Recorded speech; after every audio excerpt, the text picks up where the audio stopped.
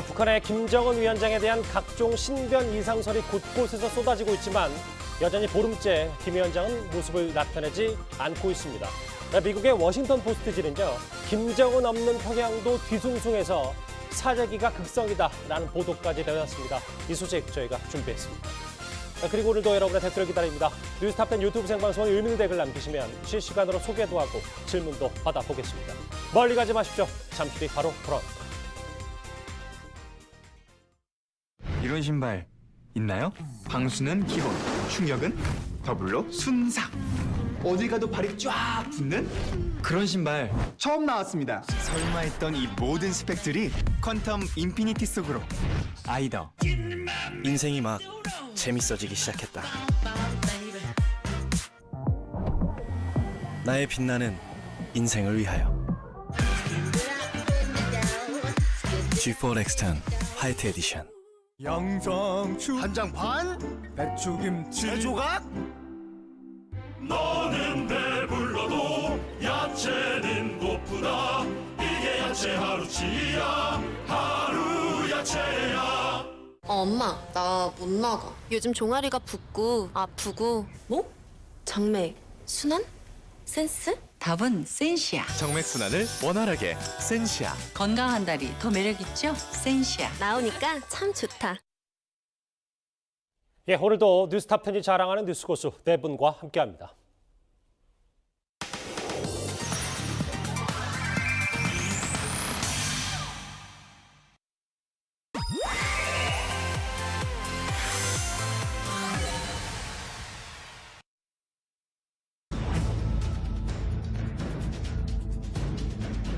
우리 당과 국가 군대의 최고 용도자 김정은 동지 만세!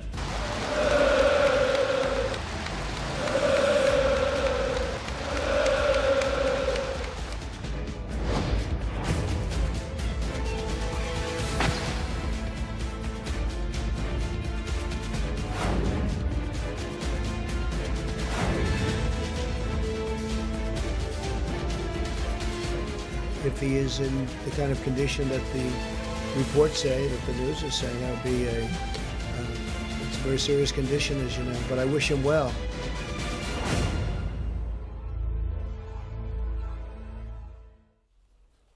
예, 월요일 뉴스탑10은 여기부터입니다. 김정은 위원장에 대한 각종 신변 이상설이 곳곳에서 쏟아지고 있지만 김정은 위원장 거의 보름째 모습을 드러내지 않고 있습니다. 사라진 김정은 위원장의 동향 파악 때문인지 한반도 상공엔 미국의 네로라는 최첨단 정찰기가 하루가 멀다고 이렇게 급파되고 있습니다. 오늘 조인트 스타스까지 다녀갔는데요, 이현정 의원. 네. 이 정도 수준이면 거의 작년 말에 크리스마스 도발을 예고했던 그때 정도 수준 아닙니까? 그렇습니다. 지금 CNN이 김정은 위원장의 건강 이상설을 보도한 이후에 특히 미군 정찰기가 각종 종류의 미군 정찰기가 사실은 거의 매일 한반도 주변을 이제 정찰하고 있어요. 그렇죠. 특히 지난 이제 21일부터 시작해서 조인트 스타트가 이제 목격이 됐고요. 또 22일 날은 리벳 조인트가 서울과 경기도 남부 일대를 정찰하는 모습들이 이제 포착이 되기도 했습니다. 그 이후에도 뭐 지금 컨벤센트라든지 지금 미군이 보유하고 있는 각종 지금 정찰기가 사실 서울과 한반도 주변을 매일같이 지금 어떤 탐색을 하고 있는데 아마 이거는 결국 이제 김정은 위원장의 위치라든지 여러 가지 북한 내 어떤 동향이라든지 이런 것들을 감시하기 위한 것인데 실제로 예전에 북한 도발이나 뭐 어떤 이런 거 있을 때 이렇게 많이 왔었거든요. 맞아요. 뭐 그 정도 수준의 지금 정찰 비행이 이루어지고 있는 것 같습니다. 총 출동 그리고 정보력을 총동원하고 있는 미국입니다. 그런데 지금 보시는 것처럼 김정은 위원장만 모습을 감춘 게 아닙니다. 김 위원장을 떠받치고 있던 서열 2위와 3위 최룡해와 박봉주도 공식 석상에서 자취를 감췄습니다. 우리 당과 국가 군대의 최고 용도자 김정은 동지 만세!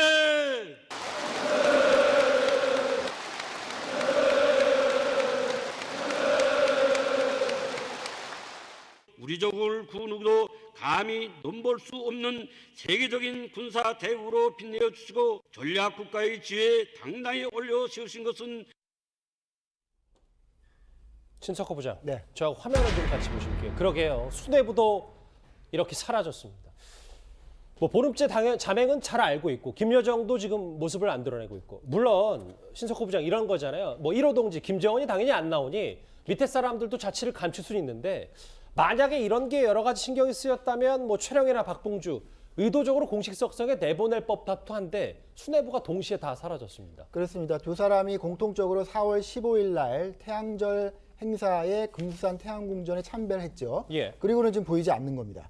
최룡해와 박봉주는 어떻게 비유를 할 수 있냐면 우리가 좌청룡 우백호 이렇게 얘기하잖아요. 네. 예를 들면 좌룡해 우봉주 이렇게 얘기할 수 있습니다.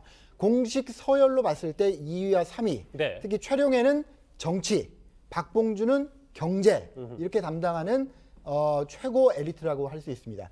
두 사람이 김정은 위원장이 좀 다니기 어려울 때는 정치적인 행사에는 최룡해, 또 경제적인 행사에는 박봉주가 다니면서 민심을 수습할 가능성이 높은 거거든요. 예. 근데 이제 두 사람마저도 안 보인다는 거. 우리가 추측을 해보면 어쨌든 김정은 위원장 지분거리에 있을 가능성이 높다고 볼 수 있는 거죠.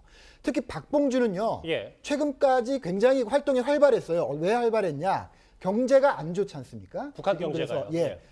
돌격전이라고 그러고 자력갱생이라고 하는 그것을 외치지만 잘 안 되잖아요. 예. 그래서 각종 경제 행사에 김재룡 총리하고 박봉주 지금 국무위원회 부위원장이 같이 다녔다고요. 둘이 같이 세트로 다니면서 김정은 위원장 대신에 경제활동을 챙기던 사람인데 예. 지금 나타나지 않는 거. 예, 우리가 충분히 이상한 징후라고 볼 수 있습니다. 그러니까 신석호 부장 보셨을 때는 대신이라도 뭐 경제활동이나 이 뭐 서민들 만나는 민심 차원에서 분명히 보낼 수도 있었는데 그것 안 하는 것조차 의심스럽다 이런 말씀이신 거죠? 그렇습니다. 예, 김정모 시장.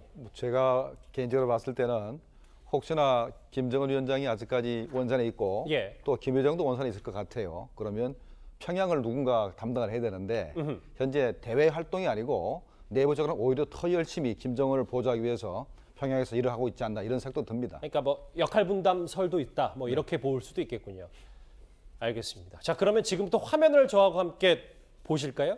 네, 김정은 위원장이 마지막으로 포착됐던 지난 11일입니다. 이 정치국 회의에서 최룡해 그리고 박봉주, 김정은 위원장인데 안찬희 소장님 화면을 보는 것처럼 최룡해가 어떤 뭐 지시를 받았는지 어떤 말을 들었는지 모르겠지만 안절부절하는 모습. 이때만 하더라도 이 화면으로 봤을 때 김정은 위원장의 권위와 위세를 화면으로 확실히 느낄 수가 있네요. 그렇죠. 과거에는 뭐 이인자가 저렇게 김일성, 김정일 앞에서도 값쓴거린 적이 없는데 지금 나이가 훨씬 많은 최용해가 지금 김정은 위원장 앞에서 꼼짝 못하고 있는 모습을 볼 수 있지 않습니까? 이자 신 박사님 설명했듯이 최용해는 당연히 이인자입니다. 북한의 이인자이고 박봉주가 이제 3인자인데 제가 볼 때는 이 두 사람이 같이 다 김정은 위원장과 같이 태양절 이후의 모습을 감췄는데 예. 저는 그래서 지금 원산이 좀 이렇게 말하면 어떨런지 모르지만 임시 정부 형태가 거기 원산에 자리 잡고 있지 않는가. 그러니까 이것은 이제 코로나 사태와도 저는 연결시켜서 뭐 코로나 사태 때 북한 정부 요인들이 다 평양에 있을 필요 뭐 있느냐. 원산에 좀 피난 가자. 그래서 피난 갔고 예. 그게 뭐 김여정도 원산에 있다 이런 소리 나오고 있습니다만 제가 볼 땐 분명히 김여정은 잠깐은 가 있을 수 있지만 평양에 있어야만 됩니다. 왜냐하면 이제 이만건 조직지도부장도 잘렸기 때문에 그 자리가 공석이고 거기서 조직지도부를 움직이는 건 김여정이기 때문에 저는 이 박봉주와 최용해는 가치가 있더라도 김여정은 분명히 평양에서 있고 또 그래야만 이 두 사람의 동선이 분리되기 때문에 저는 그렇게 행동한다고 봅니다. 이게 지금 평양에 있든 뭐 원산에 있든 수뇌부도 동시에 사라진 건 분명하기 때문에요. 이런 가운데 김정은 위원장의 전용 열차로 추정되는 열차가 원산의 한 기차역에서 포착이 됐습니다.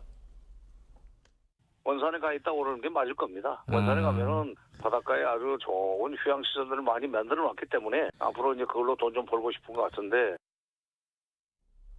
크든 작든 지금 상황에선 신변 이상설은 어느 정도 있는 것으로 보이고 또 하나 그러면 어디냐? 38로스가 포착한 이 사진으로 봤을 때는 지금 거의 원산에 김정은 위원장이 있다고 보는 게 뭐 무리는 없겠습니다. 네, 우리가 김정은이가 어디 있느냐 아니면 중국을 가느냐 중국은 어느 곳을 가느냐 판단할 때 제일 그래도 확실하고 쉬운 것이 위성 사진으로 김정은 열차를 파악하는 겁니다. 예. 그러니까 열차가 현재 원산에 있기 때문에 김정은이 현재 원산에 있다고 이제 보는 게 타당하고 네. 그다음에 이제 쓰러진 장소가 이제 평안북도 선천 정도를 그 현지지도 하다가 그 근처에 쓰러졌는데 평소 같으면 김정은이 비행기를 탔을 가능성이 있습니다. 그런데 아마 비행기 타기 힘들어서 열차로 움직였을 것 같으니까 현재 김정은은 열차를 타고 원산에 가 있다 이렇게 판단해야 될 것입니다. 잠시만요. 시장님이 지금 말씀하셨던 뭐 쓰러진 곳 혹은 뭐 신변 이상설의 그런 여러 가지 알려진 설들이 그 뭐 선천이라든지 뭐 이곳에서 어떤 뭐 불상사가 일어났다 이런 말씀이십니까? 그렇죠. 초기에 우리가 4월 11일 날 김정은이 마지막 현지도 한 게 평안북도 선천에 있는 그 서해지구의 추격 습격기 연대였습니다. 그리고 그 이후에 사라졌거든요. 그래서 그 이후에 쓰러진 거 아닌가 하면은 결국은 평양북도 선천 근처에 어디서 쓰러졌다. 그래서 이제 뭐 향산병원으로 옮겨갔다 이런 얘기가 나오는 것이 또 가깝습니다. 묘양산이 가깝기 때문에 그러면 그 앞뒤가 맞기 때문에 거기서 쓰러져서 묘양산에 있는 향산병원으로 가지 않았나 이렇게 우리가 추정을 해보는 거죠. 일단 지금은 원산에 있는 거고요. 자, 그럼 이 포착된 이 열차의 다음 목적지가 김정은 위원장의 다음 행보가 될 것 같긴 합니다. 원산에서 그리 멀지 않은 함경남도가 될 것으로 보인다는 전망까지 나오고 있습니다. 김정우 실장님, 저하고 화면 같이 보실게요. 이 얘기를 왜 하냐면 만약에 김정은 위원장이 정말 가벼운 건강 이상, 신변 이상설로 건재를 조만간 가시한다면 그게 함경남도 선덕에 가서 최첨단 무기를 다시 시험 발사하는 거기서 건재를 과실 거다라는 전망이 나오고 있거든요. 네, 미국 쪽에서 정보기관에서 이제 추적을 한 것 같습니다. 4월 25일 날 위성사진에 찍혔는데 함경북도 선덕에서 북한이 준중거리 미사일을 발사하는 동향이 보였다. 그래서 김정은 위원장이 나타난다면 거기서 현지도를 하면서 나타날 것이다. 그러면서 그 선덕 비행장에 김정은이가 참 김정은 위원장이 그 현지도를 할 수 있는 관측소를 만들고 있다. 그러니 곧 나타날 거다. 이런 얘기가 있었습니다만 아직까지 안 나타난 거 봐서는 그 정보가 맞는지 그것도 우리가 다시 한번 생각해 봐야 되겠습니다. 김정은 말고도 이렇게 북한의 최고 수뇌부 지도층마저 모두 모습을 감췄습니다. 다음 주제 그러면 앞으로의 전망고 관측들도 한번 해봐야 될 것 같은데요. 다음 주제 바로 만나보겠습니다.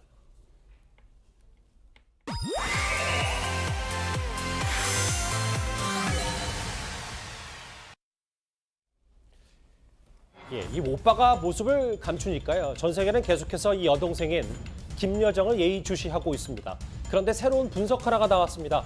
먼저 그 목소리 같이 들어보실까요?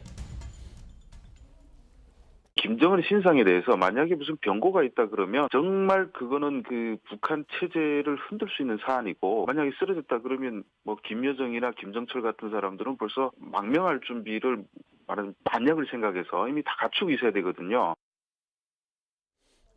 제 귀에는 뭐 김여정, 김정철의 망명 얘기만 들리는데 사실 이 맥락을 보면 주성아 기자가 얘기하는 얘기는 그러니까 변고가 있었다면 뭐 백두혈통의 김정철과 김여정이 벌써 다른 나라로 갈 준비를 했기 때문에 반대로 봤을 때는 그런 변고가 없을 것이다. 이런 분석을 한 거잖아요.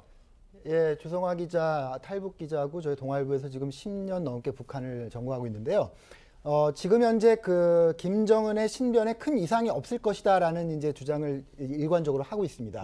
그런 근거로 오늘 얘기를 한 것인데 많은 사람들이 만약에 김정은의 신변에 변고가 있으면 김여정이 후계자가 될 것이다 이런 논의를 하고 있지 않습니까? 근데 지금 주성아 기자는 반대로 보는 것이죠. 김여정이 후계자로 될 지금 위치가 아니고 힘도 지금 부족하기 때문에 김여정, 오빠 김정은에게 변고가 생기면 김여정과 김정철은 피부치잖아요. 그러니까 어떤 그 다른 엘리트들 세력에 의해서 제거될 그런 대상이다. 이렇게 보는 겁니다. 그래서 오빠가 변고가 있다면 김여정과 김정철이 아마 중국으로 망명을 할 가능성이 높은데 그런 기미가 없다. 그러니까 김정은은 지금 신변에 이상이 없다. 이런 이제 주장을 하는 그런 내용입니다. 근데 신 부장, 변고가 있으면 당연히 2인자가 자연스럽게 김여정이라면 올라가야 되는데 그만큼 말씀처럼 김여정이나 김정철의 권력이 단단함이 좀 없는 거다 이렇게 볼 수 있는 겁니까? 그렇습니다.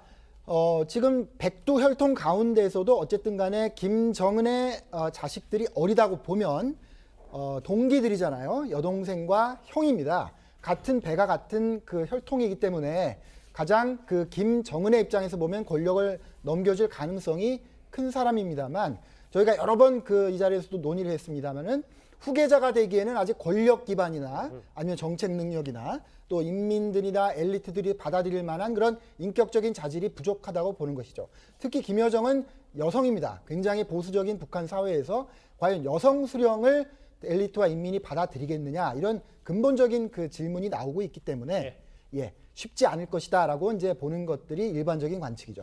그래서 그런지 모르겠는데 그러니까 김여정에 대한 권력 뿌리가 좀 단단하지 못하다. 그래서 지난주 금요일 뉴스탑10에 출연했던 태영호, 그러니까 태구민 당선인은 김여정의 숙적은 숙부 김평일이라는 전망까지 했었습니다.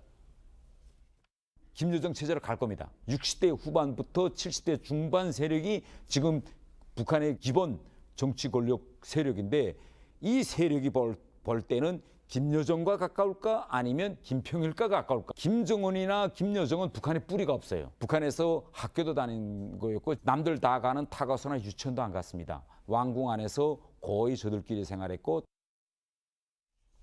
그런데 정세현 전 통일부 장관은 태구민 당선인과는 다소 다른 의견을 내놨습니다. 김평일은 한 30년 이상 40년 가까이 동유럽에서 뱅뱅 돌았어요. 40년 가까이 밖에서 돌았던 사람이 무슨 인맥이 있어서 지금 이미 김정은 체제 하에서 김여정은 국제적으로도 데뷔를 했습니다. 안 소장님, 여기 저희가 좀 한눈에 보게 그래픽으로 준비를 해봤는데 이렇게 엇갈리는 주장을 하고 있거든요. 어느 쪽에 안 소장님 더 무게를 실는다고 보십니까? 네, 아마 태구민 후보가 북한 정권에 몸을 담고 있다 왔기 때문에 저보다는 더 감각이 빠르다고 생각하지만 저는 태구민 후보가 보는 관점 중에서 김평일이가 오히려 더 뿌리가 있는 것처럼 말하는 데 대해서는 저는 의견을 달리합니다. 왜냐하면 김평일은 이때까지 김일성의 아들이라는 것 때문에 어떤 장자 계승론 여기에서만 적합할 뿐이지 어떤 정권이나 정책에 몸을 담아본 적은 없고 외교관으로서만 밖에서 그냥 돌았습니다. 한마디로 평양 정권 안에서 이렇게 피부에 와닿는 정책을 집행해 본 적이 없습니다. 그러나 김여정은 어떻습니까? 우리가 나이가 어리고 여자이기 때문에 그렇지 이미 김정은에 의해서 사실 내 후계자 대리인처럼 임명이 돼가지고 정상회담만 해도 벌써 몇 개를 집행한 정책 경험을 가지고 있다. 이런 면에서 저는 또 김평일이가 만약에 된다면 북한은 피바다가 되는 것입니다. 왜? 김평일은 40년간 압제하에 시달려온 사람이니까 그 사람이 올랐으면 이것은 완벽한 레짐 체인지가 되는 겁니다. 그러니까 복수를 한단 말이에요. 네, 복수를 할 수밖에 없죠. 자기나 자기 어머니가 얼마나 핍박을 받았는데 그걸 그냥 넘길 수 있겠습니까? 이걸 누구보다 잘 알고 있는 김여정과 김정철 이런 김정은의 형제들이 과연 그 김평일의 부각을 용서할 수 있겠는가 이런 점에서 고찰할 필요가 있습니다. 그런데 태구민 당선인의 말도 이 부분이 있습니다. 그의 추종 세력, 김평일의 추종 세력도 여전하다는 건데요. 그 목소리 한번 더 듣고 오겠습니다. 김평일 뒤에 이제 빨치산 2세들이 줄줄 따라다녔죠. 김평일과 함께 형 동생하며 자랐던 세력이 지금 북한의 중추 세력입니다. 채령의, 태형철, 어일정 등 다 남산학교 빨치산 2세 북한판 태자당이죠. 야, 김여정 가지고는 안 돼. 그런 가능성도 배제할 수 없다. 저는 이렇게 봅니다. 제가 3번을 같이 앉아서 이야기해 본데 하면 야, 내가 김평일하고 앉아서 술 먹는 게 아니라 김일성하고 앉아 있는 것 같은 그런 느낌. 제가 좀 입체적으로 봐야 사실에 근접할 수 있으니까 신석호 부장과 안찬일 박사님은 어쨌든 김여정의 권력의 뿌리도 단단하지 못하긴 하지만 안소장님께서는 김평일이 갑자기 오는 것도 그렇게 현실적이진 못하다. 김종욱 시장님은 어떻게 생각하십니까? 지금 태구민 당선인도 저런 얘기를 했는데. 현재 김정은 위원장이 현재 한 작업 자체가 김여정한테 권력을 물려주려고 작업을 쭉 해왔습니다. 특히 작년도 12월 당 중앙위 전원회의에서부터 조직 지도부를 맡게 하면서 현재 리만건을 제거하고 조직 지도부 제1부부장으로 임명을 했습니다. 김여정을. 그러면 당을 장악한 거죠. 당을 다 장악을 했습니다. 그런 상태고 물론 아직까지 경력이 부족합니다. 특히 군 관련 경력이었기 때문에 김여정이 권력을 장악할 수 있을까 하는 게 미심쩍긴 합니다만 일단은 나중에 어떻게 될지 몰라도 권력은 김여정한테 갈 가능성이 높고 김평일한테 만약에 권력이 간다는 것은 그건 쿠데타를 의미합니다. 김정은 체제, 지금까지 3대 세습 체제에서 새로운 세대가 오는 것이기 때문에 쿠데타가 되는 것이고 우리 안찬일 씨가 말한 것처럼 피바람이 불 겁니다. 세 분의 말에 비교적 어느 정도 공통점이 있는 것 같은데 안소영님, 그러면 저 이 질문 하나 드릴게요. 그럼에도 불구하고 뭐 태국민 당선인이 괜히 김평일의 이름 석자를 꺼내지는 않았을 테니 앞으로 어떤 급변 사태가 있는 과정에서 김평일이 어찌됐건 잠재적 권력 경쟁자가 될 수 있는 건 분명한 거 아니겠습니까? 그건 분명한 사실이고 이자 태국민 후보 당선자가 말했듯이 어쨌든 빨치산 2세들은 김정은, 김여정보다는 그래도 이런 김평일 뭔가 이제 말하자면 동료가 있고 친구가 있고 그룹이 있지 않겠습니까? 그렇기 때문에 김평일 쪽으로 쏠리고 또 그게 바람직하고 이게 친중 정부를 선호하기 때문에 군부는 그런 면에서는 선호하지만 현 상황, 현 권력 구도는 이미 김여정으로 탄탄해졌다. 그런 견지에서 말씀드립니다. 알겠습니다. 지금 오빠인 김정은 위원장의 모습을 드러내지 않기 때문에 여러 가지 급변 사태를 대비한 여러 가지 시나리오까지 지금 많이 분석이 나오고 있죠. 그런데 급기야 김정은 위원장이 계속 등장하지 않으니까 이런 가짜 뉴스까지 돌고 있습니다. 위대한 용도자 김정일 동지께서 주체 100 2011년 12월 17일 8시 30분에 현지 지도의 길에서 급병으로 서거하셨다는 것을 김정은 동지께서 2020년 4월 25일 0시 30분에 현지 지도의 길에서 급병으로 서거하셨다는 것을 가장 비통한 심정으로 알린다. 지금 TV 키신 분들은 깜짝 놀라셨을 텐데 다시 한번 말씀드리지만 가짜 뉴스죠, 이현정 의원님. 네. 조선중앙TV 말고도 여기 보면 인민조선이라는 매체에서 김정은 위원장이 이렇게 환하게 웃고 있는데 극병으로 서거하셨다.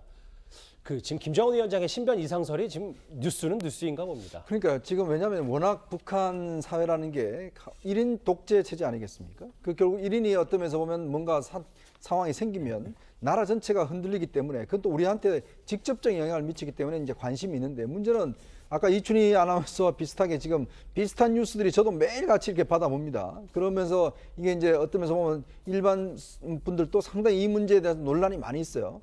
근데 저는 보면 지난해 예전에 한 40일 정도 안 나온 적도 있었지만 이번 같은 경우는 아마 이번 주 중까지 안 나오면 저는 상당히 이런 부분에 대한 어떤 걱정이 더 높아지는 거 아닌가 하는 생각이 들어요. 왜냐하면 지금 이렇게 세계 각국에서 다 이제 관심을 가지고 있는 상황에서 그렇죠. 김정은 위원장이 만약에 이번 주도 안 나오게 되면 상당히 어떤 면에서 뭔가 좀 이상이 있다라는 쪽에 상당히 무게감이 실리고 또 이런 소식은 실제로 북한 내에서도 전달될 수가 있습니다. 그렇다고 한다면 북한 내에서도 상당한 동요가 일어나기 때문에 저는 아마 이번 주 말이 상당히 분기점이 될 것 같습니다. 북한 내부로도 들어갈 수 있는 가능성이 있기 때문에 알겠습니다.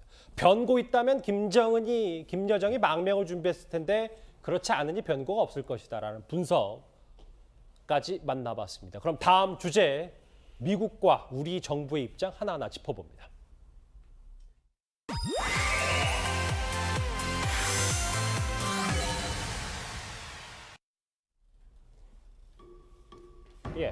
먼저 이 얘기를 좀 해볼까요? 우리와 마찬가지로 북한 정보 수집에 총력을 기울이고 있는 미국은요, 신중함을 유지하고 있습니다. 신변 이상설이 불거진 직후 그때 당시 목소리부터 먼저 듣고 오겠습니다. It's hard to know when you've got a country that's as closed up as North Korea. Many people refer to it as the Hermit Kingdoms. 신석호 부장. 그런데 미국은 신중한데 일부 정치인들의 언론은 여전히 조금 센 발언들이 나오고 있어서 김정은이 죽거나 무능력한 상태라고 꽤 믿는다. 그레이엄 상원 의원이 이런 발언을 했거든요. 예, 린지 그레이엄 상원 의원이죠. 미국 공화당의 중진이고 한반도 문제에 굉장히 많은 관심을 가지고 발언해온 분인데요. 예.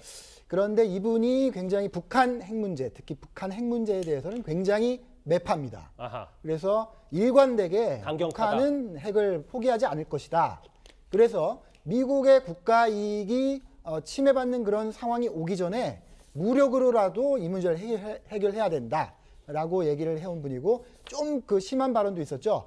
전쟁이 나면 한반도에서 나는 것이지 미국이 위험하겠느냐라면서 무력에 의한 북핵 해결을 주장해온 분인데 어쨌든 우리가 미국 상원도 상당히 많은 국제적인 정보를 국무부에서도 받고 여러 가지 통로로 받습니다만 지금 그레이엄 상원 의원은 어떤 충분한 정보라기보다는요. 어떤 자기의 희망사항, 자기가 쭉 견지해온 어떤 그 방향에 따른 이야기를 하는 것 같습니다. 지금 김정은이 사라지면 핵 문제도 해결되고 미국의 국가 이익에 도움이 되는 거 아니냐, 그런 이야기를 하는 것 같습니다. 강경파의 입장이니까 좀 감안해서 들어야 된다. 그렇습니다. 그럼 이현정 의원님, 네. 이 보도는 어떨까요? 그러니까 파이필드 워싱턴 포스트 베이징 지국장, 이게 뭐 평양에서 제일 가까운 네, 그렇죠. 현지 취재하는 워싱턴 포스트 기자가 김정은 위원장이 평양에 없다고 알려지면서 엘리트들만 모여 사는 평양에서는 가망이 없는 상태인지 사재기가 벌어지고 있다라는 보도까지 나왔습니다. 지금 파이필드 베이징 지국장 같은 경우는 굉장히 오랫동안 사실 북한을 취재해 왔고 얼마 전에 마지막 계승자라는 책도 냈습니다. 저도 뭐 이 책을 읽어봤는데요. 예. 아무래도 이제 북한에 대한 여러 가지 어떤 정보라든지 이런 것들을 좀 상당히 꿰고 있는 것 같아요. 특히 이제 중국에 있으면서 실제로 이제 북한 관련된 여러 가지 어떤 정보들 입수하고 있는데 지금 일단 평양 시내에서 아까 제가 말씀드렸듯이 이 실제로 김정은 위원장이 이제 평양에 없다라는 소식이 알려지면서 평양 주민들도 상당히 동요하는 게 아닌가라는 이제 그런 관측이 있습니다. 왜냐하면 저희들도 지금 이거 매일같이 이 뉴스를 전하는데 평양에 있는 고위 관료들도 당연히 관심을 가지지 않겠습니까? 이제 일주일 정도 됐으면 평양 내부로 당연히 이 뉴스가 그렇죠. 들어갑니다. 당연히 지금 뭐 일단 스마트폰도 많이 가지고 있기 때문에 이 소식들이 아마 알려졌을 것이고 아마 본인들도 상당히 아마 이 문제에 관심이 있을 겁니다. 그리고 지금 코로나 같은 경우는 이제 북한이 없다라고는 이야기를 하지만 실적으로 보면 코로나가 여전히 북한에 많다는 또 있고 자, 그런 상황이다 보니 지금 사재기가 상당히 이제 성행하고 있다는 지적도 있거든요. 이거는 어떤 면에서 보면 코로나 사태 때문인지 아니면 김정은 위원장의 부재가 몰고 올 상황인지는 모르겠지만 어쨌거나 평양 시민들은 이 상황에 상당히 동의하고 있다는 것만은 사실인 것 같습니다. 예.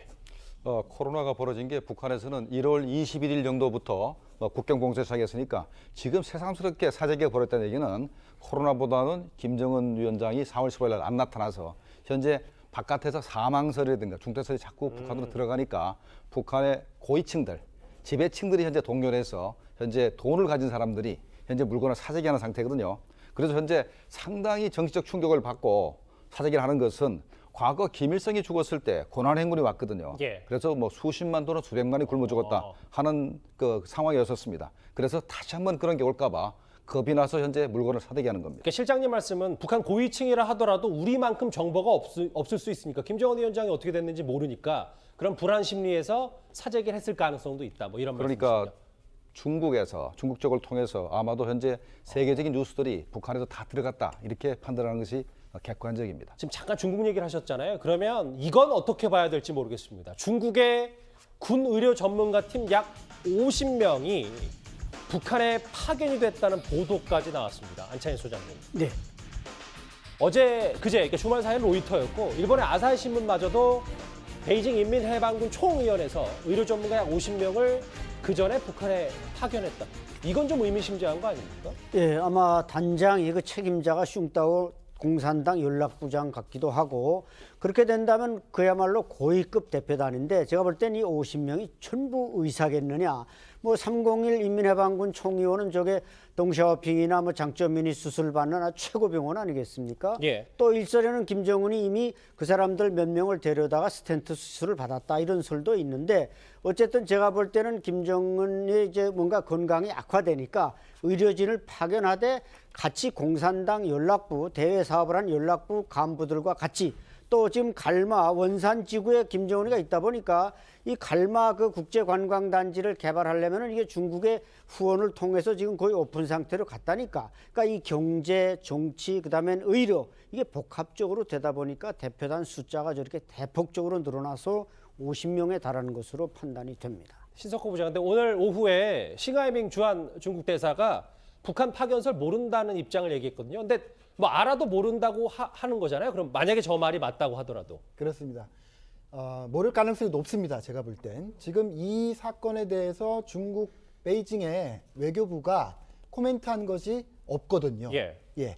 그런 상황에서 본부의 대변인 또는 또 다른 그 고위직이 언급한 게 없는 상황에서 여기 한국의 대사가 알더라도 언급할 수 없는 것이고요. 아마 아는 게 없을 것이라고 봅니다.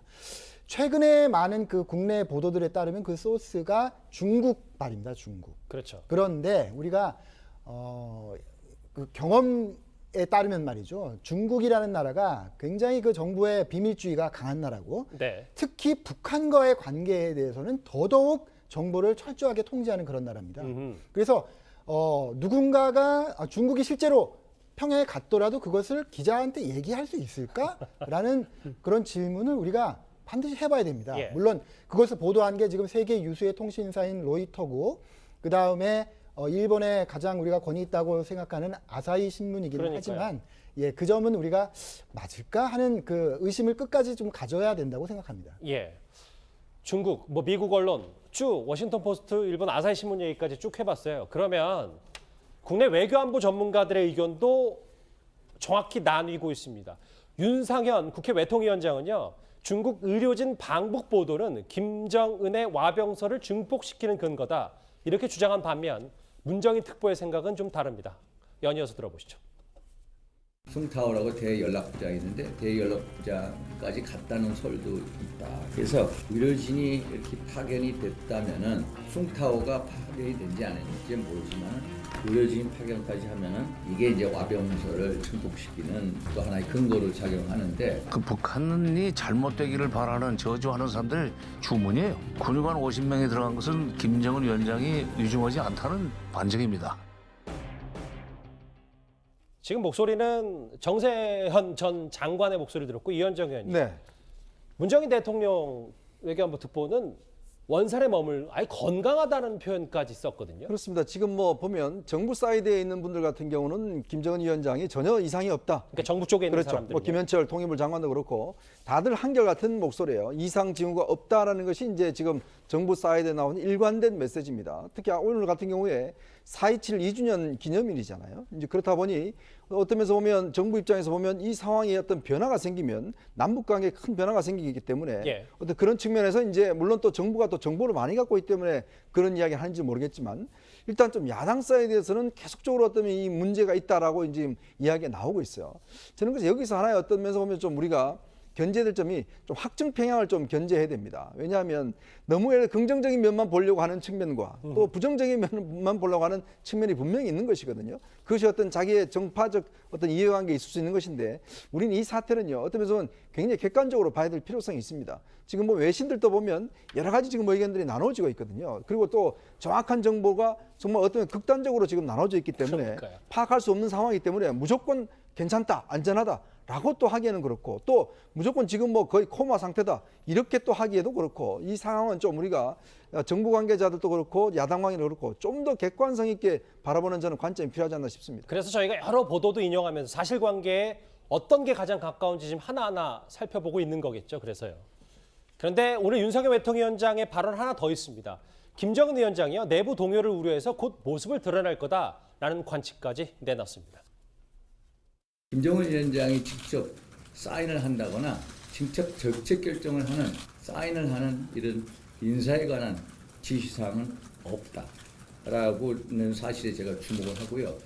적어도 일주일 열흘 안으로 김정은 위원장의 동정이 실질적으로 보도가 되고 나오지 않는다면 그때는 정말로 이 와병설이 더 큰 소위 기정사실화 될 가능성이 크다라고 저는 결론을 내고 있습니다. 김정우 시장님. 곧 나오는데 안 나오면 진짜 문제다 동의하십니까?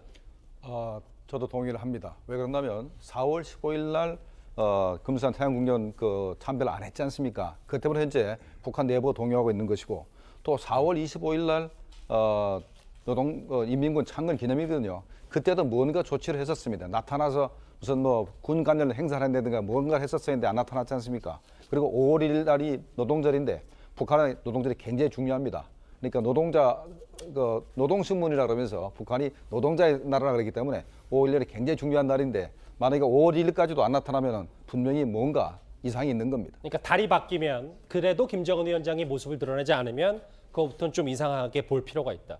신석호 부장. 그런데 지금 우리 정부는 계속해서 뭐 건강 이상설에 대해서 전 세계가 촉각을 곤두세우고 있는 상황에서도 특이사항 없다. 단호하게 얘기하고 있거든요. 그런데 지금 뭐 준비가 그래픽이 됐을 것 같은데 백승주 의원이 이런 얘기를 했어요. 무슨 얘기냐면 그러니까 김정일 사망 당시에도 우리 정부는 당시 특이가 없다고 얘기했고 몰랐는데 지금 이렇게 자신만만할 수는 있는 거냐라는 게 야당 쪽의 주장이거든요. 그렇습니다. 어쨌거나 지금 김정은 위원장이 나타나야 이게 문제가 해결되는 것인데요. 하나의 그 특이한 점은 우리 정부는 이 논란이 CNN 보도로 이제 공개돼서 지금까지 진행되는 동안 일관되다는 겁니다. 맞아요. 일관되게 흔들림 없이 북한의 무슨 신변 이상, 김정은의 신변 이상과 같은 변고가 있다는 증거가 없다. 이런 입장입니다. 근데 기자들이 자꾸 이제 묻잖아요. 뭘 근거로 그렇게 얘기하느냐? 그랬더니 점점 더 구체적이긴 합니다. 일단은 우리 북한의 동향에 대해서 가장 많은 정보를 가지고 있는 것은 대한민국 정부다. 맞죠? 더구나 또 우리 혼자 하는 것도 아니고 한미의 정찰 자산을 같이 동원하고 맞아요. 있지 않습니까? 그것은 위성도 있고 정찰기도 있고 또 우리 군이나 국정원에서 하는 그 감청 정보도 있고 또 사람과 사람을 통한 휴민트 정보도 있거든요. 예. 이런 모든 정보를 종합한 결과 특이 동향이 없다. 이렇게 일관되게 이야기하고 있는데 근데 또 좀 답답한 거는 그럼 좀 진짜 우리가 믿을 만한 뭘 좀 이야기하라 그러면 그것은 정보원의 보호를 위해서 할 수 없다 이렇게 얘기를 하죠. 네. 만약에 뭐 어쨌든 예전처럼 예를 들어서 뭐 김정일 위원장이 아버지 김정일이 건강에 안 좋았을 때 뭐 양치는 가능하다 이런 게 나왔을 때 꽤 논란이 많고 정보원들이 좀 막 색출됐다는 얘기가 있었잖아요. 뭐 이런 것 때문에 좀 겁이 나서 그러는 거다. 그렇습니다. 아하. 자, 현재 한국 정부나 미국 정부가 김정은이 그래도 건강하다, 군을 통제하고 있다라고 얘기하는 것은 현재 북한군의 동향이 전혀 과거와 똑같기 때문에 예. 현재 이상이 없다, 정상적으로 국가가 작동하고 있다 이렇게 얘기하는 거 아니겠습니까? 그런데 김일성이 죽었을 때도 그렇고 김정일 죽었을 때도 그렇고 국가는 정상 작동됐고 군은 완전히 정상이었습니다. 예. 비상태가 아니었어요. 왜 그러냐면 북한에서는 한국과 미국이 북침하는 것보다는 예. 쿠데타 가능성이 더 높은 나라입니다. 예. 그렇기 때문에 만약에 김정은이가 건강이 안 좋다는 것을 북한군이 알게 되면 움직이기 때문에 절대 안 가르치니까 당연히 북한군은 정상일 수밖에 없는 것이고 특이 동향이 없을 수밖에 그렇죠. 없는 거고. 그걸 가지고 김정은이 건강하다, 완전히 정상이다 이렇게 얘기하는 것은 잘 맞지가 않고 그다음에 또 하나 예. 역정보를 흘려가지고 통신 감청을 알고 역정보를 안 주는 것처럼 하면서 하게 되면은 그걸 가지고 판단하면 오판할 수 있는 겁니다. 안수현, 그럼 정리를 해볼게요. 그런데 그럼 정부 쪽의 입장을 제가 완벽하게 맞다고 보고 질문을 드리면 근데 내부 동요가 이렇게 뻔한 상황에서 뭐 사재기 보도까지 그러다가 북한이 정말 이렇게 침묵하는 건 아직도 이해가 안 되잖아요. 특이동에 없는 걸로 설명이 안 되는 거 아닙니까 이거는? 그렇죠. 이제 휴민트 얘기했지만 휴민트가 중요합니다. 우리 탈북민들이 지금 계속 북한 국경 지역하고 통화를 해서 오늘 아침도 두 건을 제가 받았는데 예.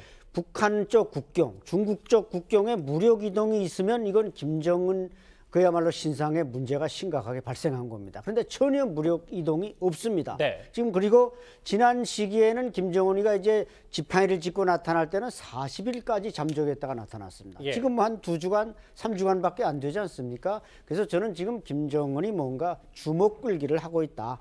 뭔가 북미 관계에서 또 북중 관계에서 뭔가 하나의 그 쇼를 하고 싶은데 이걸 원산에서 코로나 전국의 원산에 가서 딱 은둔하면서 한번 탁 터뜨림으로써 자기 몸값을 올리려고 하는 것은 아닌가 그렇게도 생각이 됩니다. 네 분 말씀 쭉 들어봤는데 큰 틀에선 비슷한데 미묘하게 좀 다른 부분도 있어서요. 앞으로 김정은 위원장이 어떻게 나올지 오늘 사실 판문점 선언 2주년이었습니다.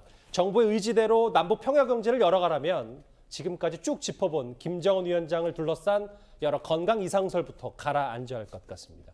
관련 소식 여기서 정리하고요. 다음 주제 이제 분위기를 확 바꿔보겠습니다.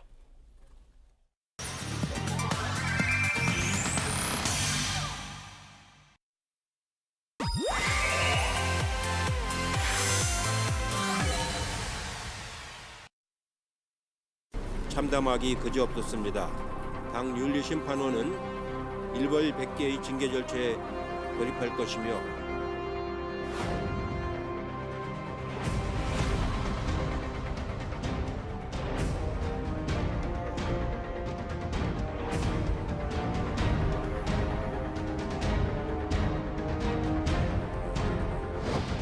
공직에 나선 법무법인이 문재인 대통령이 만든 법무부인 부산이고 현 대표인 정재성 변호사는 노무현 전 대통령의 조카 사위이며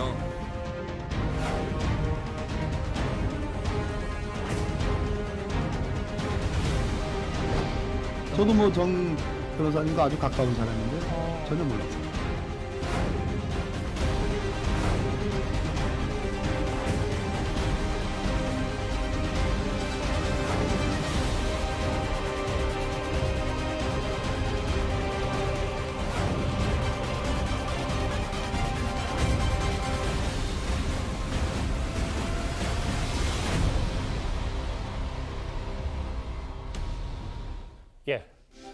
이 성추행 사건으로 불명예 퇴진을 한 오거돈 전 부산시장에 대해 민주당이 오늘 만장일치로 20분 만에 신속하게 제명을 결정했습니다. 부산경찰청도요, 오 전 시장 사퇴 선언 나흘 만에 정식 수사에 착수했습니다. 그런데요, 이 오거돈 전 시장의 행방은 여전히 오리무중입니다. 사안이 워낙 중차대하고 본인도 시인하는 사안이어서 제명을 의결했습니다. 직원이 내려가서 나름대로 조사했습니다. 위력에 의한 강제추행으로 현행범인 오거돈을 즉각 긴급 체포해야 합니다. 이현정 의원님, 오늘 네. 민주당이 제명을 결정했는데 원래 제가 지난주 금요일에 기억하기로는 본인도 불러서 좀 소명을 들어본다 어쩐다 하더니 결국 20분 만에 제명을 결정했습니다. 지금 뭐 오거돈 전 시장의 뭐 전혀 행방이 지금 묘연하기 때문에 아마 민주당 입장에서도 뭐 부르기 어려웠을 겁니다. 또 부른다 하더라도 또 본인이 이미 다 시인한 거기 때문에 예. 사실 뭐 제명이라는 게 뭐 큰 뭐 결정이 아니잖아요. 사실은 뭐 제명이라 한번 해버리면 어떤 민주당 입장에서는 그냥 털어내는 그런 상황이니까 오늘 이제 9명 위원 중에서 6명이 참석해서 6명 만장일치로 이제 결정이 됐는데 저는 과연 그러면 민주당이 이 제명이라는 조치로 과연 정책 책임을 다했느냐는 문제를 좀 묻고 싶습니다. 이미 예전에 안희정 지사 할 때도 뭐 제명 조치 해버렸잖아요. 그 이후에도 뭐 뼈를 깎는 반성을 하고 뭐 재발 방지 대책을 만들겠다라고 이야기를 했는데 또 2년 만에 또 이런 사태가 터졌어요. 자, 그러고 나면 이제는 뭐 어떻게 할 건가? 지금 당한대로 예를 들어서 다음 재보궐선거 때 후보를 내지 않을 것인지 이런 문제에 대한 좀 답변을 하는 게 어떤 면에서 민주당으로서는 더 책임 있는 자세가 아닌가 하는 생각이 듭니다. 장혜철 평론가님, 그런데 지금 아직 오거돈 전 시장 어디에 누구랑 있는지도 모르잖아요. 근데 한 지역신문 부산일보의 보도에 따르면 오거돈 전 시장으로 추정되는 인물이 거가대교 휴게소에서 목격됐다는 목격담이 나왔습니다. 어느 정도까지 저희가 이 사실관계를 받아들여야 됩니까? 글쎄요, 외양이 흡사하다는 것은 일견 타당합니다만 우리가 이게 오거돈 시장의 사진이라고 단언할 수는 없고요. 그러나 가능성이 있다는 것을 두고 전제로 해서 말씀을 드리면 사퇴 기자회견 그날 직후인 낮 12시쯤에 거제도로 향하는 방향의 거가대교 휴게소에서 오거돈 전 시장으로 보이는 사람이 목격됐다는 보도나 목격담이 나오고 있습니다. 근데 공교롭게도 같은 날에 지금 문재인 대통령이 거제에 와서 이 새로운 배에 대해서 명명하는 그러한 행사가 있었거든요. 대통령이 참석하는 선박 명명식 행사가 있었기 때문에 혹시나 오거돈 전 시장이 거제도로 가서 청와대 관계자를 만난 거 아니냐는 의혹까지도 제기가 되고 있어요. 하지만 이 부분은 저 사진에 나온 인물이 우선 오거돈 전 시장인 게 확인이 되어야 하고 확인이 되었다 하더라도 거제도에 가서 실제로 청와대 관계자를 만났는지는 단언할 수 없는 부분이기 때문에 그러나 여러 정황상 공교롭게도 오 전 시장이 그날 하필 거제도로 향한 부분 특별한 연고가 있는 것으로 알려지지 않았는데도 왜 거제도로 갔을까 만약 저 사람이 오거돈 전 시장이라면 그 부분에 대해서는 뭔가 이후에 어떤 사태 수습이나 국면 전환에 대해서 마침 거제로 내려온 청와대 참모진들과 만나서 의논한 게 아니냐는 그러한 지역 정가의 의혹 제기는 나름대로 합리적이라고 보여집니다. 글쎄요, 행방이 묘연하기 때문에 여러 목격담까지 이렇게 나오고 있는데요. 오거돈 전 시장의 잠적 보도예요. 피해자 측은 사퇴가 끝이 아니라 끝까지 책임지는 자세를 보여야 한다 이렇게 촉구하고 나섰습니다. 행방이 묘연하다는 또 보도를 보았고요. 사퇴가 끝이 아니라 책임지는 자세를 보여야 된다라고 생각을 합니다. 그리고 아까도 말씀드렸던 것 같이 형사고소나 고소고발 이런 부분에 이제 많은 시민들이 관심을 가져주는 부분이 있는데 그 부분에 있어서는 피해자도 역시 뭐 고민 중이다. 오늘 부산경찰청이요. 뭐 지금 행방이 묘연합니다만 사퇴 나흘 만에 그러니까 오거돈 전 시장 정식 수사에 착수를 하긴 했어요. 근데 야당에서는 지금 보니까 오거돈 전 시장 긴급 체포 주장하고 있는데요. 모르겠어요. 저는 사실 그 긴급 체포 사유는 아니라고 보거든요. 그러니까 긴급 체포라는 게 이제 범죄의 중대성 얘기를 하는데 그러니까 이게 참 애매한 게 이 강제추행이라는 게 우리 이제 사회적으로는 또 정치적으로는 중대한 잘못 맞고 중대한 거 맞습니다.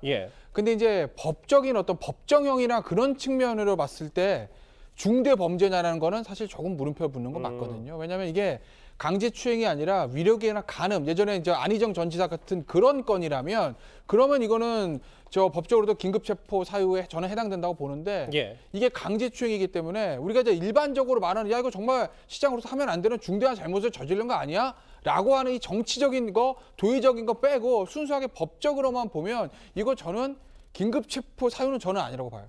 그럼 야당에 조금 좀 정치 공세 정도. 근데 야당 입장에서는 그렇게 얘기할 수 있는 거죠. 만약에 이제 야당 소속의 지자체장에 이런 일이 있었다고 하면 여당에서 그 얘기 안 하겠습니까? 그러니까 아마 정치적으로 더군다나 심재철 원내대표 같은 사람은 법조인이 아니기 때문에 법조인이 아닌 비법조인 정치인 입장에서 뭐 야 긴급 체포하라라고 이제 충분히 얘기할 수는 있죠. 근데 다만 제가 변호사 시각에서 봤을 때 이게 긴급 체포 사유는 저는 아니라고 보는 거예요. 물론 제가 오거돈 전 시장의 잘못을 두둔하는 건 절대 아니라는 점은 말씀드릴게요.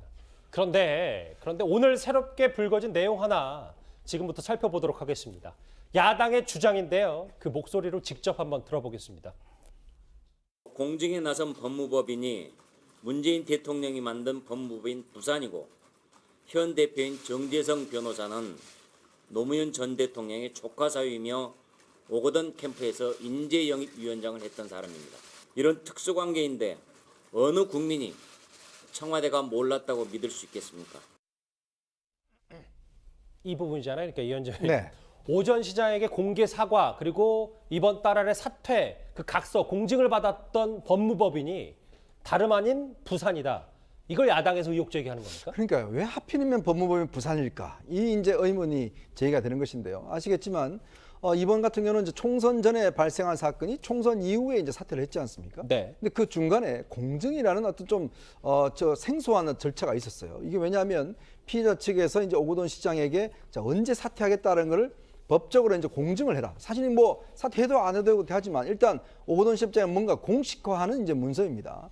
그런데 이제 거기에 등장하는 게 법무부 부산인데 아시겠지만 법무부 부산은 예전에 노무현 전 대통령과 문재인 대통령이 사실 부산에서 합동법률사무소를 차렸어요. 그러다가 1995년도에 법무법인 부산이라는 형태로 이제 이걸 만들어서 여기서 사실은 이제 동업을 하게 되는데요. 그리고 이 아시겠지만 이 부산에는 지금 김혜숙 청와대 인사수석도 여기 있었고 또 지금 현재 대표는 정재성 변호사가 맡고 있습니다. 이분 누구냐면 노무현 대통령의 조카 사위예요. 자, 그러다 보니 예를 들어 정재성 변호사 같은 경우는 사실 또 오거돈 지사의 그 지방선거 때 그 선거 캠프에서 인재영입위원장을 했습니다. 자, 그리고 이 오거돈 지사의 비서진들 이번 사건을 어떤 면에서 처음부터 알고 조율된 비서진들 같은 경우는 청와대 행정관 하는 사람도 있었고 그다음에 또 여기 이호철 전 민정수석과 친분이 있는 사람도 있었고 자, 그럼 이분들 같은 경우는 이 상황을 다 알았다는 이야기 아니겠습니까? 자, 지금 청와대와 연결이 되고 당과 연결된 분들은 이 상황을 미리 다 알았다는 이야기거든요. 그러면 이분들이 과연 당에 이야기하지 않았을까? 청와대에 이야기하지 않았을까라는 의문이 있는 거죠.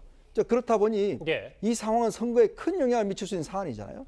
그럼 물론 피해자가 이제 4월 말로 요구를 했다고는 합니다. 자, 그렇지만 저희들이 입장에서 볼 때는 혹여 이 상황을 미리 알고 청와대 이야기를 한 게 아닌가라는 의문. 그리고 어떤 면에서 보면 이 사퇴를 4월 말 이후에 즉 총선과 어떤 영향을 주지 않고 한 것으로 뭔가 조정을 했던 것이 아닌가라는 게 야당 측에 가지고 있는 하나의 의문입니다. 김상희 평론가님. 이현정 의원님의 분석에 덧붙여서 그러니까 야당이 그냥 노무현 전 대통령, 문재인 대통령이 설립한 데니까 문제 있는 거 아니야라고 얘기한 게 아니라 이렇게 뭐 지금 대표 변호사와 그리고 여러 가지 연관 관계에 대해서 그거에 대해서 지금 공세를 펼치고 있는 거거든요. 그렇죠.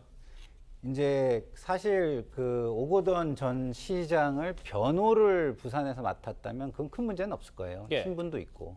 근데 문제는 이제 중재에 해당하는 공증이라는 걸 맡았기 때문에 과연 이해관계에 있는 법무법인이 이것을 맡는 것이 맞느냐 이런 논란이 좀 있을 것 같고요. 또 하나는 이 공증을 한다는 것은 피해자를 위해서 하는 것인데 피해자 쪽에 가까운 피해자에게 유리한 법무법인이라고 보기는 조금 어려운 거 아니냐 이런 차원에서 야당의 문제 제기는 좀 뭐 충분히 있을 수 있다는 생각은 들어요. 근데 문제는 이게 이제 입증까지 가능할 것이냐 이 부분은 좀 별개의 문제라서 입증 책임도 좀 적극적으로 지면서 이야기를 해야 과도한 이야기가 안 나올 것 같고요. 또 한 가지는 부산 성폭력 상담소가 왜 그러면은 왜 부산이라는 법무법인으로 갔느냐 이 부분도 좀 문제가 될 수가 있는 부분이 있는 게 거기에 보면 지금 제가 정확하게 확인은 못했지만 부산 성폭력 상담소의 법률 자문위원 중에 한 분이 김혜숙 변호사예요. 근데 이게 동명이인인지 동일인인지 모르겠으나 법률 자문이 김혜숙 변호사 그 지금 청와대에 계신 분이라면 여기로 간 거가 또 부적절한 부분의 하나가 되는 거 아닌가 이런 생각이 들어요. 그러니까 말씀하신 부분이 정확히 팩트 확인이 아직 안 되기 때문에 그것까지 이제 가정을 한 것 홈페이지에는 김혜숙 변호사가 올라와 있어요. 수도 있으니까. 알겠습니다. 야당의 주장은 이런 겁니다. 그러니까 현 정권과 특수관계인 곳에서 공증을 했으니까 총선 전에 오거돈 전 시장 성추행 사건을 뭐 여당이나 청와대가 몰랐겠냐는 주장인 건데요. 여당의 반박도 한번 들어보겠습니다. 민주당의 지도부, 즉 이해찬 대표를 포함해서 저는 뭐 그건 아니라고 확신을 하고 있습니다. 저도 뭐 정 변호사님과 아주 가까운 사람인데요. 전혀 몰랐어요. 뭐 순전히 우연히 그렇게 된 거죠. 저도 뭐 어제 밤 늦게 그런 보도를 봤었는데 그걸 우연이다. 그렇게 연결하는 것은 정말 무리한 억측이다라고 생각을 합니다.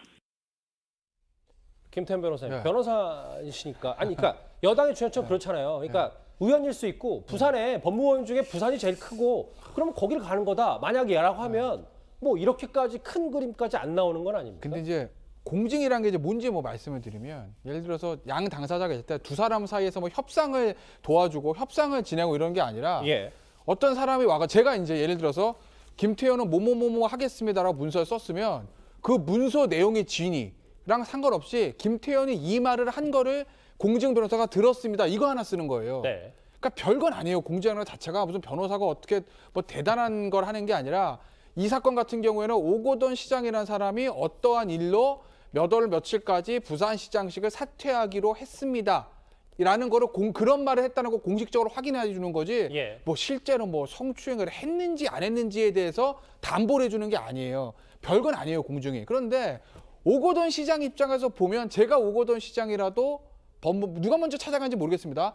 법무법인 부산에 갔을 것 같긴 해요. 왜? 정재성 변호사가 있잖아요. 본인 캠프에서 일했던 사람이잖아요.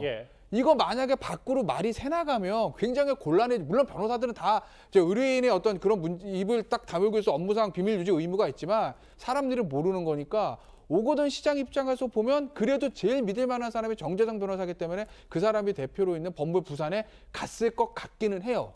그런데 이것까지 그렇다 칩시다. 그러면 저 법무부인 부산의 인적 구성을 봤을 때 과연 민주당 쪽으로 보고가 안 들어갔을까?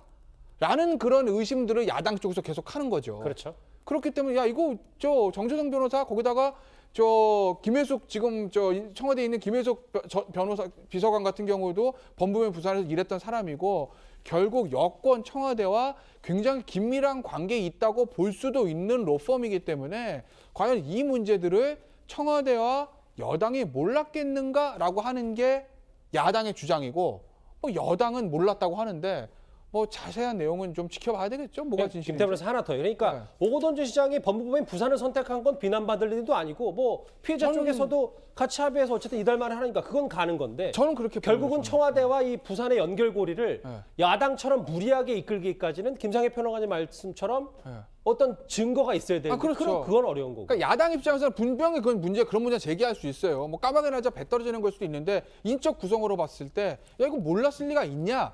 라고 야당 입장은 당연히 주장할 수 있는 건데 실제 알았는지 몰랐는지는 그건 사실은 뭐 아직은 증거가 없으니까 단정할 수 있는 건 아닌 거죠. 닷새 만에 휴가에 돌아온 이해찬 대표도요. 오거돈 전 시장 성추문 사태에 대해서 공식 사과했습니다. 그런데 사퇴 시점 논란이 계속 불거져서일까요? 오 전 시장 사건을 안 시점을 이렇게 명확히 밝혔습니다. 민주당 소속 부산시장이 절대 있어서는 안 되는 일을 저질러 사퇴하게 된 것에 대해서 피해자분과 부산 시민 그리고 국민 여러분께 당 대표로서 깊이 사과의 말씀을 드립니다. 목요일 아침 저는 소식을 듣고 놀랍고 참담하기 그지없었습니다. 목요일 아침 장혜철 변호사님 정확히 얘기하면 오거돈 전 시장이 긴급 기자회견했던 그때 말하는 겁니까? 그렇죠. 그때서야 이제 부산시 관계자를 통해서 기자회견이 예고되어 있다. 이런 이야기를 민주당이 당일에서야 들었다는 게 지도부의 일관된 주장인데요. 그렇기 때문에 지금 민주당 입장에서 가장 시급한 건 진실 여부를 떠나서 사전에 몰랐다는 주장을 확고히 하는 겁니다. 만약에 이게 사전에 알았던 것이 된다면 그야말로 총선을 앞두고 선거에 막대한 영향을 끼칠 수 있는 사건을 의도적으로 지연시킨 것 아니냐, 묻은 것 아니냐는 그러한 비판에 직면할 수 있기 때문에 이해찬 대표도 사과회견을 하면서도 굳이 목요일이라는 시점을 한 번도 못 박은 것 같은데 그런데 이제 우리가 법무법인 부산 이야기도 했지만 부산시청에 이 정무라인 보좌관이 15명이 있었습니다. 그들 중에 2명 말고 13명은 그 공무원법에 의거해서요. 오거돈 시장이 물러나면서 즉각적으로 옷을 다 벗어야 해요. 근데 이 정무라인 보좌관들이 시에서 하는 일이 무엇이냐? 정치적으로 여러 가지 현안들을 당과도 소통하고 국회와 소통하고 또 필요하면 청와대와도 소통합니다. 예. 그 일을 하라고 15명이나 되는 정무라인 보좌관들을 시장과 함께 데리고 시청에 들어가는 거예요. 근데 이 정무라인 보좌관들이 부산 성폭력 상담소와 이 피해자 사이에서 어느 정도 이 피해 사실을 인정하고 하는데 본인들 스스로는 인지한 부분이 있었는데 이런 중요한 정치적인 내용을 과연 민주당 지도부나 청와대와 상의하지 않았을까? 저는 상의를 전혀 안 했다면 그게 오히려 정무라인 보좌관으로서의 직무유기가 될 수도 있는 부분인 것이고 그렇다면 자연스럽게 상의를 했을 쪽으로 야당이 추론을 하는 것도 그렇게 막 억지나 막무가내식 추론은 아니라고 보여집니다. 야당의 추론이 억지는 아닐 수 있지만 그걸 단정 지을 수가 없어요. 저도 정무 파트에 뭐 보좌를 해봤지만 그 상황에서 리스크 매니지먼트를 제일 먼저 생각한다면 충분히 위험 다른데 부담을 알리지 않고 생각하면 그렇죠. 네, 알겠습니다. 네, 충분히 할 수 있는 겁니다. 쉽게 논란이 가라앉지 않고 있는 오거돈 전 시장 성추행 파문 얘기 하나하나 짚어봤습니다. 다음 주제 오랜만에 법무부 얘기를 좀 해보겠습니다.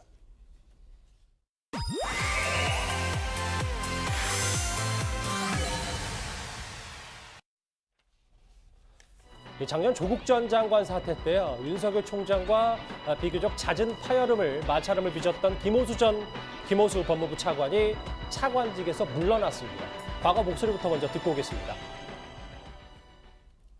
법무부도 하여튼 국민들의 목소리를 계속 귀담아 듣고 검찰과 긴밀히 협의해서 검찰 개혁 과제들을 하나씩 진행하고 있고 지금 현재는 그렇게 법무부의 사전 승인을 얻어서 일 처리하는 것은 없습니다. 사익이나 특정 세력을 위해서 쓰여서는 안 됩니다. 법무부 차관이 바뀌었어요, 연재영 의원님. 네. 많은 분들이 궁금해하시는 건 바뀔 때가 돼서 바뀐 겁니까? 바뀔 때가 저는 조금 넘었다라고 생각이 들거든요. 왜냐하면 지난번 검찰 고위직 인사가 났을 때 어떤 면에서 보면 이제 추미애 장관이 오고 난 다음에 교체가 됐을 가능성도 있는데 지금 한참 뒤에 이제 총선 끝나고 나서 이제 교체가 됐단 말이죠.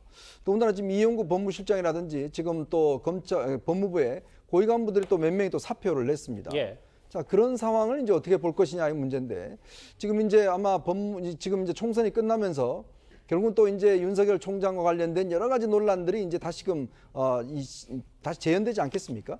자, 그런 측면에서 이제 법무부 차관이 이제 바뀐다는 것은 어떤 면에서 보면 이제 법무부 차원에서 전열 정비로 좀 볼 수는 있는 것이고 또 한편으로 보면 이제 김호수 차관 같은 경우는 아마 특히 이제 추미애 장관 임명되기 전에 조국 장관 사퇴한 이후에 나름대로 이제 그 윤 총장 즉 검찰과 대결점에 섰던 사람이거든요. 예. 이제 그런 면에 본다면 그 충분히 어떤 면에서 보면 이제 여러 가지 공이 있는 거죠. 아마 앞으로 뭐 중용될 가능성이 있다고 보는데 어쨌거나 법무부가 이런 새로운 전열을 정비하는 것은 뭔가 검찰과의 한번 재격돌 뭐 그걸 위해 준비하는 게 아닌가라는 또 그런 해석도 가능할 것 같습니다. 사실 그 부분 때문에 저희가 이 법무부 차관의 교체에 대해서 주목하는 게 김태현 변호사님.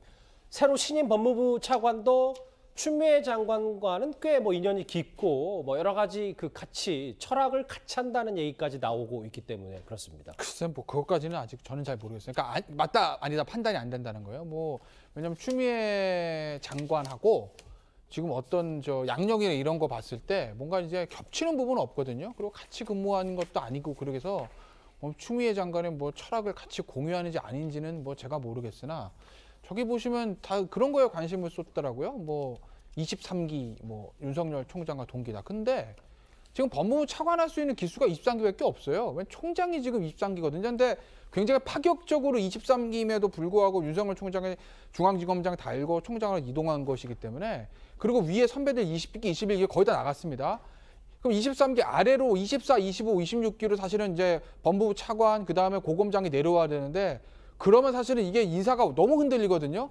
그래서 지금 고검장급에 해당하는 법무부 차관, 대검 차장, 그다음에 중앙지검장을 23기 다 하고 있는 건데 그럴 수밖에 없어요. 인적 구성 자체가. 그래서 어차피 차관은 23기밖에 할 수밖에 없는 지금 상황이고 왜냐하면 선임지검장은 중앙지검장 23기죠. 예. 대검 차장도 23기예요. 그 4, 5기로 지금 못 내려가거든요. 그리고 뭐 법무부 차관이 사실은 뭐 되게 중요한 자리이긴 하지만 어차피 법무부는 장관이 있는 거고 차관이 뭐 실제 수사권을 가지고 있는 사람도 아니고 예. 그다음에 대검 차장처럼 뭐 대검의 넘버 2로서 총장을 보좌하는 역할도 아니기 때문에 저는 뭐 23기 뭐 법무부 차관이 왔다고 해서 뭐 윤석열 총장을 뭐 견제하고 말고 뭐 그런 거 전혀 없을 거라고 봐요. 알겠습니다. 윤 총장 얘기가 나왔으니까 윤 총장이 최근에 한 언론에 포착된 장면이 있는데요. 바로 준비가 됐나요? 한번 같이 보시겠습니다. 김수현 변호사님, 네. 이게 뭐냐면 지난 주말에 한 보수단체 집회 강남역에서 있었던 모양이더라고요. 그런데 윤 총장이 집회 참석한 게 아니라 인근 병원에 갔다가 저렇게 이 보수 집회 참석한 것처럼 비춰지는 보도가 나왔고 뭐 여러 가지 뭐 좀 얘기들이 나오는데 윤 총장 그리고 진중권 전 교수 얘기까지 해서 이제 조만간 뭔가 법무부 그리고 윤 총장 흔들게 나설 것이란 진중권 전 교수의 분석까지 나왔습니다. 그러니까 진중권 교수가 이렇게 분석을 하는 이유가 전반적으로 상황이 윤석열 총장한테 별로 좋지 않게 전개될 수 있는 상황 가능성이 굉장히 높아진 상황이니까 그런 거 아니겠습니까?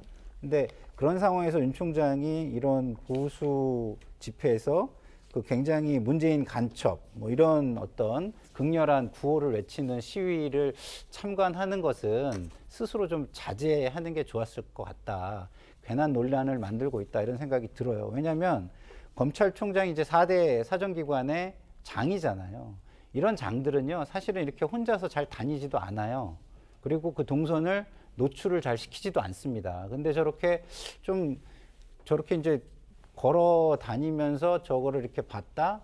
뭐 상당히 제가 볼 때는 아 저게 왜 저랬을까? 좀 약간 좀 그냥 지나가는데 반대편에서 했으니까 본 거 아닙니까? 뭐 근데 대부분 검찰총장이 저게 아니잖아요. 토요일이긴 하지만 저게 집 근처인지 뭐 바로 근처인지 제가 모르겠습니다만은 차량으로 많이 이동을 하고 동선을 굉장히 많이 감추는데 저렇게 드러내고 저렇게 집회를 보는 경우는 드문 거는 사실인 것 같아요. 근데 참 윤석열 총장은 걸어 다닐 자유가 없습니까? 아니 저는 이게 참 같은 기자로서요. 이거는 정말 기사 자체를 이렇게 관점 바라본다는 자체가 문제가 있어요. 왜냐하면 지금 이 윤석열 총장이 이 근처에 있는 병원에서 지금 이제 치료를 받고 나오는 길이에요. 그리고 한 번도 정차한 적이 없었습니다. 쭉 걸어오는 겁니다. 근데 그걸 이제 옆에서 보수 집회를 했다고 해서 윤 총장이 왜 저걸 지켜봤느냐, 듣느냐? 아니 윤 총장 사람 아닙니까?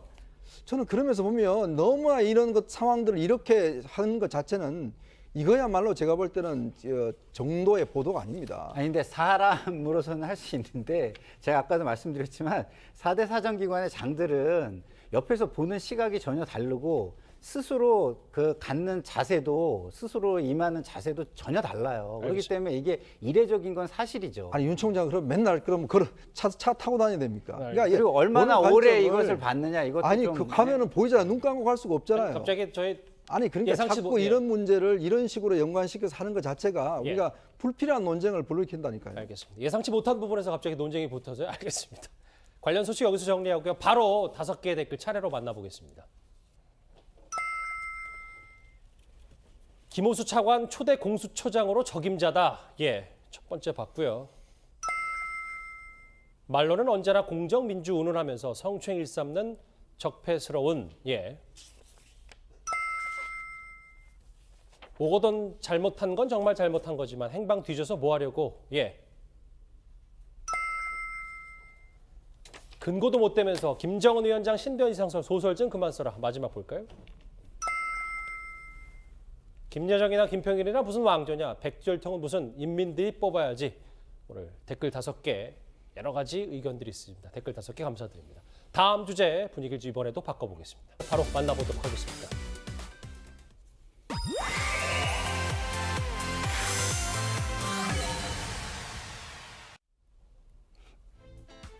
작년엔 왜 이래? 올해는 입을 굳게 닫았습니다. 오늘 있었던 또 하나의 굵직한 이슈인데요. 전두환 전 대통령 전두환 씨가 그러니까 5.18 민주화운동 관련 재판에 참석하기 위해서 1년여 만에 오늘 다시 광주의 법원을 찾았습니다. 혐의를 인정하십니까? 발포 명령 부인합니까? 지금 죄가 많은데 왜 반성하지 않습니까? 수많은 사람들이 죽었는데 왜 책임지지 않습니까? 왜 책임지지 않습니까? 김수현 평론가님, 오늘 1년여 만에 13개월 만에 정확히 보면 재판에 출석했는데 오늘 보니까 지난번에서 또 이번에는 재판 중에 졸기도 했고 사과 대신 뭐 여러 가지 메시지들은 또 건네지 않았습니다.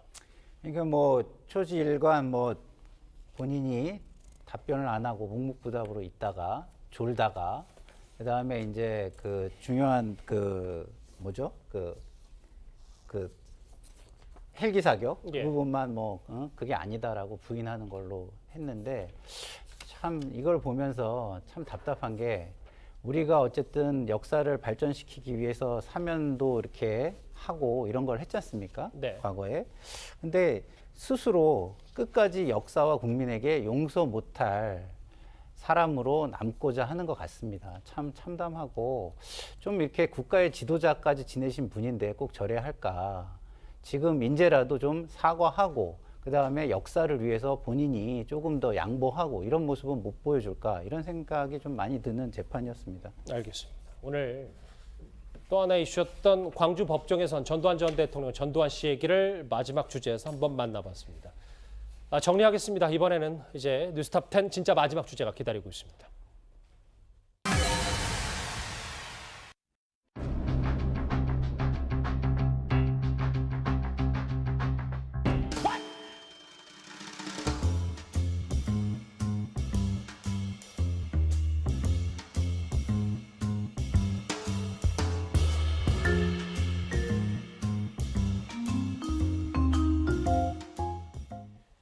월요일 뉴스탑 10 준비한 소식은 여기까지입니다. 여러분 고맙습니다.